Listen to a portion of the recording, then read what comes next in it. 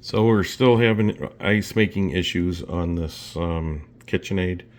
So I'll show you what's wrong with my frozen water line here.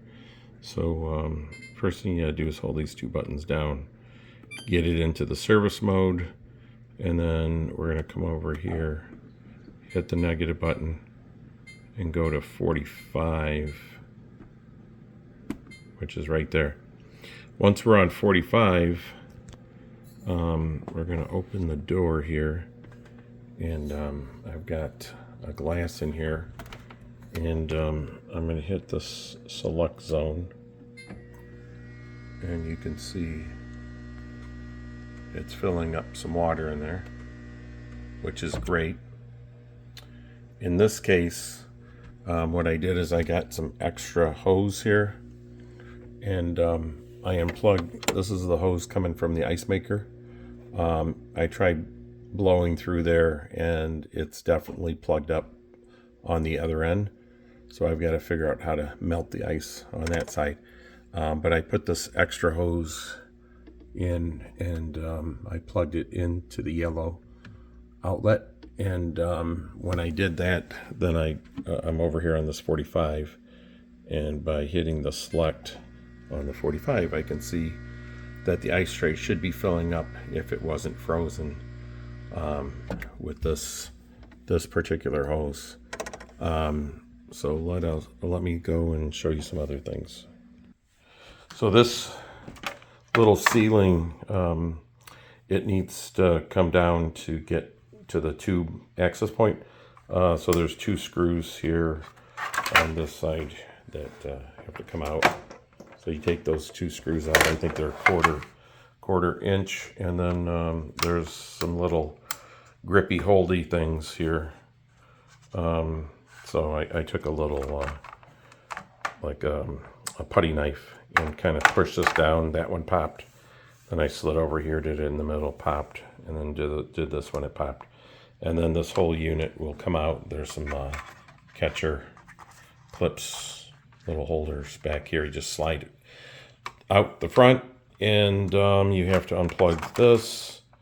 Once you do that, then you can take the whole ceiling out, and then from that point, this unit right here needs to come out. It's holding the two tubes. One's for filling the water and one's for filling the ice, so that kind of just comes out. There's some little clips on the inside there that are gripping and pinching onto a piece of plastic inside the refrigerator.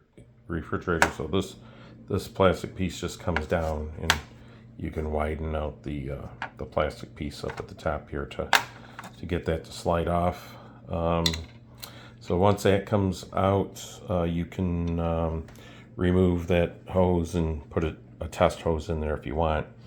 Also, I've got this nice refrigerator code service mode.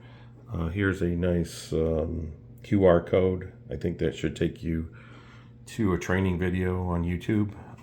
But I'm doing this code 45 Icemaker fill test.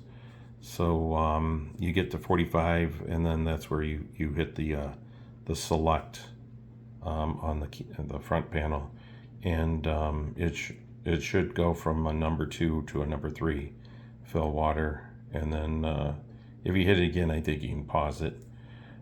You can do other tests here for filling a cup of water.